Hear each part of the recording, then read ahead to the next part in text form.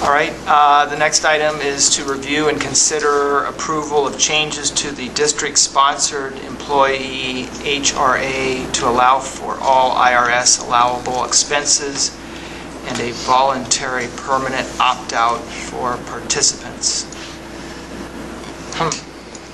Well, those of us that have sat on the Insurance Review Committee at our last meeting talked about both these issues. One of them, healthcare reform, is going to require us that we have an opt-out provision in our HRA. So we, regardless, we will need to approve that and take care of that portion of it. The second thing, though, that again, what we would like to do, when we initially created the HRA was specifically put into place to pay for employee deductibles. Okay, so when we created the language for the HRA, that's all they can use it for, is to pay for employee deductibles. And we had discussions, and this is getting to be a couple years ago now, but I think you remember regarding should we allow them to use these dollars to pay for other health-related costs. And at that point in time, because it was new, and we didn't want anybody coming back and saying, well, now I don't have enough money because I paid for all my dental bills out of this. We said, no, we're just going to focus on deductibles the first year. Because they can carry over any, after they've vested for 1 year, they can carry over any unspent dollars in their HRA and have that available to them. There are staff members that would now like to use some of those dollars to pay for other healthcare costs. And if we look at that, these are just, as you see up here, and it's embedded in there, just some examples of other common qualified claims that you can get reimbursements for your HRA. So really, it's a change that we talked about many years ago, and we knew that we would probably be making this change. But as we talked about at our last Insurance Review Committee, we are now recommending that we move forward with it as we make that other change. So if we could get your approval for this, that would be fantastic. I don't know if Deb, John, or Judy or Cindy have anything to add to that? I was out of the loop on this one. Well, you were in the loop, you just didn't hear the loop. Okay. I thought maybe you picked it up from the webinar. So, no. Those are both items we discussed. Yeah, isn't it the last one? I don't have anything to add. It was vetted through insurance. Staff has been involved in that. Yeah, the bottom line, they just use it for other things. If they don't have the money to pay their deductibles, they'll have to get those funds from other places. So, well, the nice change was the ability to carry over some funds from 1 year to the next. That was very nice. And it's our changes have had their desired effects, and I think those of us that sit on that committee, I think a couple years ago, those questions weren't there. Why am I getting billed for this? Why am I getting billed for that?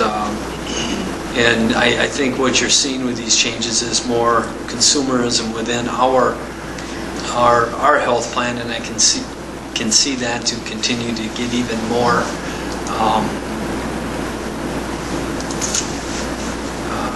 have more questions and get more important to staff members as they look at these increasing healthcare costs, because now they, so to speak, have some skin in the game, and they will, when you're losing dollars that you could be using for other things because you're looking at your bills, or you weren't looking at your bills, that just makes that more important now. So they're questioning things, and that's very good. Okay. So they can carry over every year?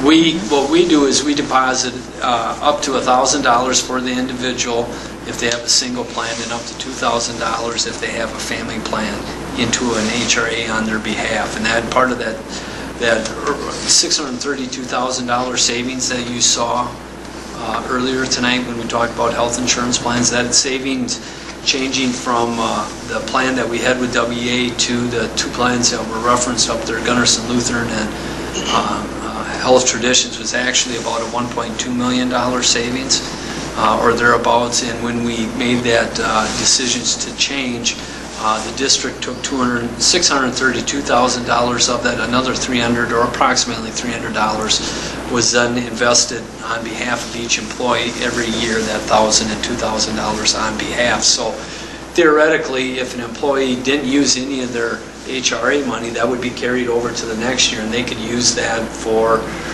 whatever they wanted that are eligible for medical expenses, like you see on the list up here. So then each and every year, we will put in another $1,000 or $2,000, and that's to get that consumerism driven in there. So they want to save that money so that they have it available for the next year. So they're not just saying, well, it doesn't matter, I don't get to keep it anyways, and it's spent. So that's kind of the... And Greg, that was a change in the law, right? Initially, you couldn't carry that money over, so that just changed this last year. There's No, difference that's- between HRAs and HSAs Okay. and things like I mean, that. we Well, also what just you made just the changes to approved. the FSA where they could FSA, carry over yes. $500. Yeah, that's Yes. different than That's different. this. That's Yes, different, yeah, yes, yeah. thank you. Flexible spending account. Right. Did that answer your questions? Yeah.